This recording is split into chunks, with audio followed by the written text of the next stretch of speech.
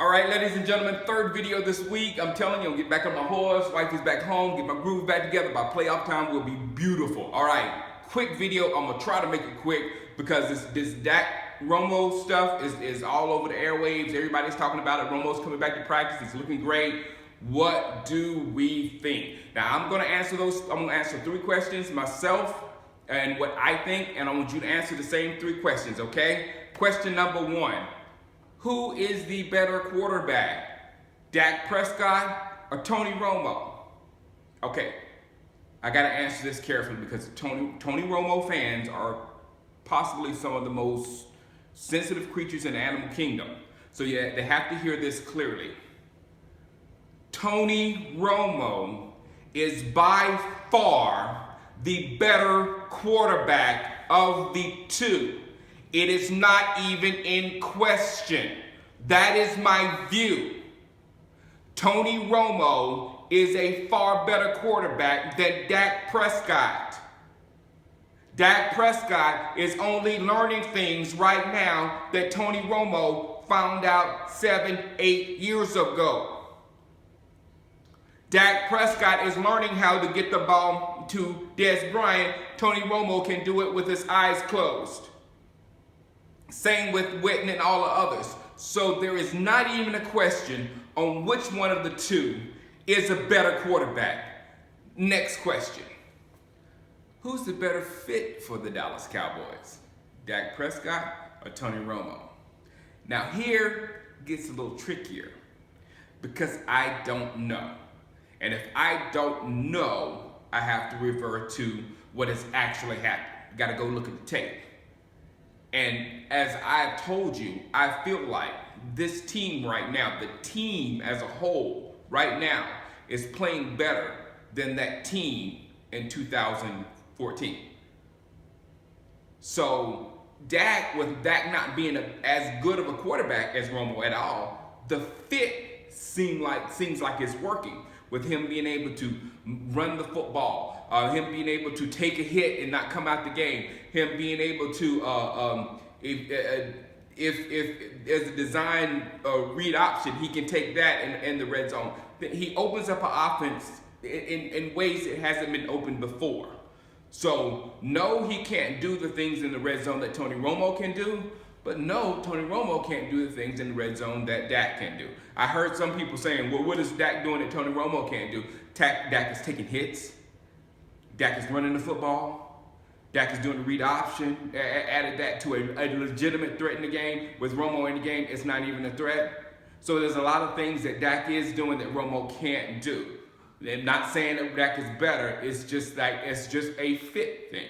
So it is possible that Dak is a better fit than Romo. And another thing I will add, with Romo, since he is clearly, listen up Romo fans, since Romo is clearly the better passer of the 2, not even a question, you will be more apt to throw the ball more with Romo than with Dak. When you do that, when you throw the ball a lot, then you open yourself up to other things like turnovers, 3 and outs, the defense having to come back on the field quicker, a whole slew of things that are placed on your lap when you throw the ball too much. And I'm gonna give you an example because our coaching staff has done wonderfully. I have no qualms. The only qualms I have kind of lend to this, and it's a beautiful example, before the half, the last 2 weeks before the half, we were in the red zone. We were tight in the red zone within the 10-yard line.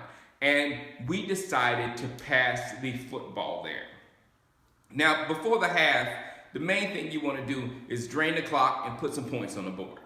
You know, there's nothing else. And if you have a running back and a running game like we have, just run the football and hopefully you score without giving them any time on the clock to come down the field to do anything. Well, we didn't do that. With Philadelphia, we passed 3 times in the red zone, down there at the goal line. We passed 3 times and we didn't run any time off the clock, and we gave Philadelphia an interception from one of those passes, and with that interception, they were able to come down and score a field goal. That's a 6-point swing at the least. We could have scored if we ran, but we didn't score anything, or not even a 3, and they scored a 3, which is a 6-point swing. The next week, I lost my mind. If you was in chat, I lost my mind. I was so upset. The next week versus the Cleveland Browns, we did the same thing again. We scored by throwing the football. We were throwing the football down there and not draining the clock. Gave Cody Kessler a live football with a minute and maybe 30-something seconds, a minute 40-something seconds. We're playing prevent defense, and Cody Kessler, boom, boom, boom, boom, boom, boom, down the field, touchdown. So, and then that's a negative 4-point swing, or negative 3. You know what I'm talking about. So those were bad situations where we got a little too happy with the pass game, where it came back and bit us in the behind. With Romo, we might tend to do that more, especially this coaching staff, because they have had history of doing that, and which would mess our flow up completely. Last question. Do I think there's a scenario where Romo will play for the Cowboys again? Yes, yes, yes, yes, yes, yes, yes. That's why I said, for you Romo fans, calm down. We're in the best spot that we could even imagine. This is a special spot where we have a record where it should give us a good chance to be in the playoffs. A very good chance to be in the playoffs. If Dak Prescott turns into RG3 all of a sudden. I don't see a sliver of that happening, but he may happen. He may turn into RG3 all of a sudden and can't do anything, and the regression starts with that. If that regression starts, this is a good way to look at it, and this should make total sense to you. Because we could lose. I mean, we could lose this week to Pittsburgh. I'll get into that in a minute. But if it looks like we are starting to go in the opposite direction and Dak is not playing well at all, then we must stop the bleeding immediately with Tony Romo, get him in sync with this offense, and move forward with Tony Romo, and we'll get to Dak again next year. Okay? With the same mentality I look at the quarterback situation with Dak, I look at with Romo. The same mentality. Then it's Romo's job again until either Romo loses it or Romo retires or whatever, or Dak or whatever. You know what I'm saying? But if this guy's not playing well, then we have to save our season with this guy. But if this guy's playing well, you don't want to chance with whatever this guy's going to bring and how it changes the dynamic.